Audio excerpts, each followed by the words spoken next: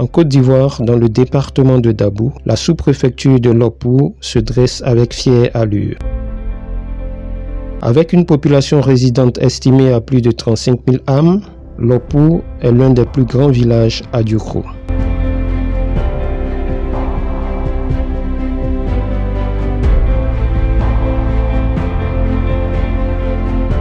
Du fait de sa proximité avec l'ancienne autoroute du Nord, cette localité a très vite goûté aux délices du développement.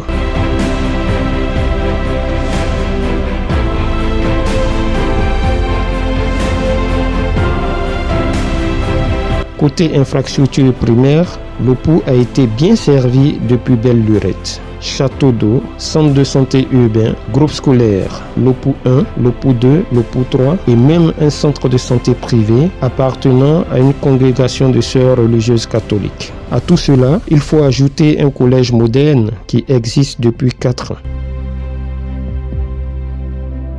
Aujourd'hui, ce prestige d'antan n'est qu'un lointain souvenir, car Lopou est en panne de développement. L'une des clés essentielles pour la survie de l'homme se fait rare et les populations en souffrent.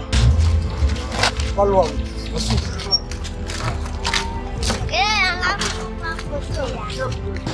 est-ce que vous allez avec tous ces bidons d'eau dans la boîte? Je vais chercher de l'eau. L'eau est devenue donner à l'eau. Je vais chercher de l'eau. Hier, je ne me suis pas lavé. Donc je dis là, je vais chercher de l'eau. On m'a dit qu'il y a un monsieur qui vend l'eau. Il a un forage. Donc il fait l'eau, le bidon à 100 francs. J'ai ramassé quelques bidons, disons, pour aller les remplir.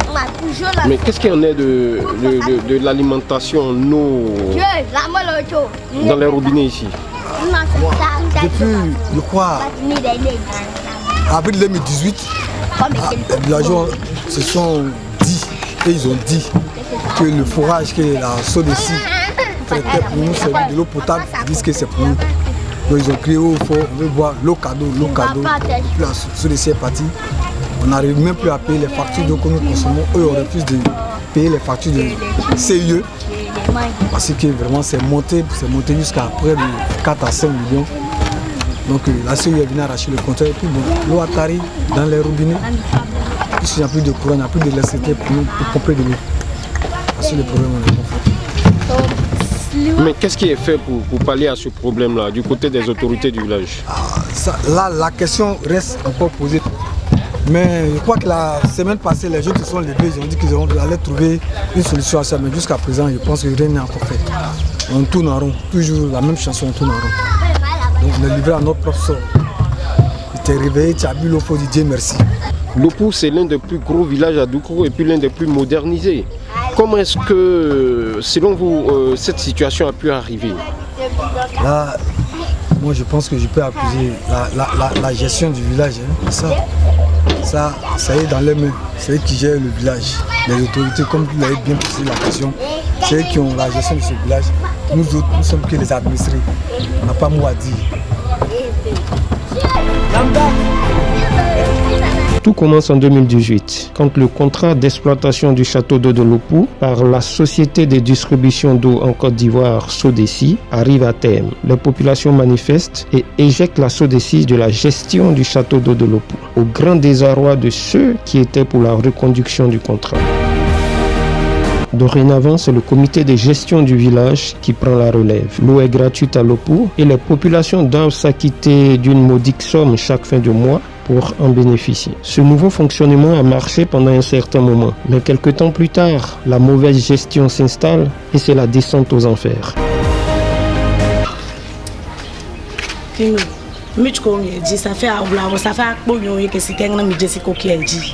Depuis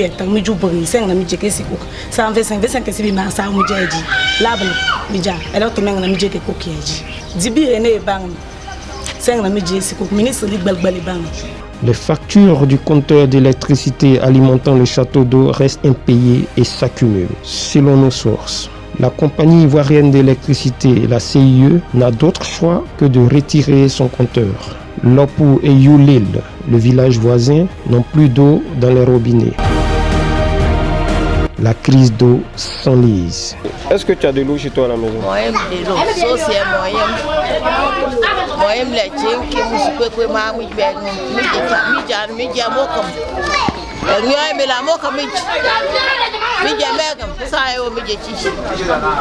Dans la foulée, le village de Youlil et ses cadres s'offrent un château d'eau. Ces populations sont tirées d'affaire. Pendant ce temps à Lopou, c'est le statu quo. Vous pouvez nous dire quelque chose sur le problème d'eau à Lopou ici? Le problème de l'eau à Lopou ici, le COJES actuellement a des problèmes de l'eau à Lopou ici. Actuellement, on ne trouve même pas l'eau pour boire même. Et le COJES est géré par quelle génération? C'était. Oui. Depuis, il n'y a pas de solution. Il n'y a pas de solution. On est là. Même le chef du village, il n'arrive même pas à résoudre ce problème-là. Maintenant, quand vous vous approvisionnez en eau, comment vous faites? Actuellement, on fait comment? Actuellement, le chef du village, c'est lui qui peut décider. Et puis, le problème du COJES aussi, c'est lui qui peut décider. Mais actuellement, on ne voit rien. On est là. Et puis, on est flou comme ça. On est au village, il n'y a pas l'eau. Et puis, on a des problèmes de l'eau pour boire. Un grand village qui est sous préfecture, puis on ne peut pas avoir l'eau pour boire. Ça, c'est grave. Hein? On va où maintenant? S'il n'y a pas l'eau, on fait quoi? C'est l'eau qui est importante par rapport à tout. Donc, dans tout Lopou, il n'y a pas de l'eau? Il n'y a pas l'eau. De Kasséou à Imabou? À Imabou, il n'y a même pas de l'eau, même actuellement, il n'y a même pas de l'eau. Avant, ils sont venus pour essayer un peu ça, et puis l'eau est coupée, et puis on est là. On ne fait rien avec ça. Actuellement, là, je prends bidon pour aller à V5 pour prendre l'eau. Il y a quelqu'un qui me dit que souvent même vous, les populations de Lopou sont obligées d'aller à Oussou pour avoir de l'eau. Oui, même Oussou, même à Youli, même ils ont refusé de dire qu'on vient là-bas pour prendre de l'eau. Même au V5 même, parce qu'on a problème de ça. Parlez-moi de Youli. Youli était avant connecté sur le même réseau d'adduction d'eau que Lopou, non? Oui. Mais comment aujourd'hui ils arrivent à avoir de l'eau et puis Lopou n'a pas de l'eau? Mais Youli, ils ont fait un forage et puis ils ont l'eau. Les fonctionnaires, ils sont associés pour avoir l'eau. Mais nous, nos fonctionnaires, ils ne font rien. Parce que les cadres qui sont du village, et chacun reste chez lui. Et ça dit que le problème est un problème d'organisation des cadres. Mais c'est les cadres, ils font quoi? Les cadres, ils regardent seulement, les cadres, ils ne font rien. C'est le peuple seulement, les villageois qui ont été lutter pour avoir l'eau. Les cadres, ils font quoi? Les cadres, ils ne font rien. Les cadres, ils ne s'occupent même pas des Lopou. Dites-moi, est-ce qu'à Lopou, il existe une mutuelle des cadres? Mais oui, il existe des cadres, mais c'est les cadres qui sont à Lopou. Toi-même qui es un cadre, il y a des cadres de Lopou ici. Qui te reste de Lopou ici là? Tu peux faire pousser ça, mais chacun reste chez lui. Les cadres de plein de cadres qui sont à Lopou, ils ne s'occupent même pas des choses de Lopou. Actuellement, il y a l'eau, il n'y a pas l'eau, ils s'en foutent de ça. Il y a d'autres qui prennent l'eau, il prend 20 bidons pour aller, qui c'est 10 000, 5 000 francs, il vient, il dépose chez lui à la maison. Aucune organisation réelle n'est mise en place pour pallier à ce problème. Les populations sont livrées à elles-mêmes. Pour s'approvisionner en eau, il faut parcourir 2 ou 3 km, voire plus, en fonction de la source de ravitaillement. Qu'est-ce que tu transportes? Tu allais puiser ça où? Au V5. Au V5? Au V5, c'est près de 3 km de Lopou? Oui. Tu es fatigué? Non. Non, là, tu allais puiser l'eau pour qui? Mon grand-père. Pour qui? Mon grand-père. Ton grand-père. Chaque jour, tu peux faire combien de tours? 2 tours.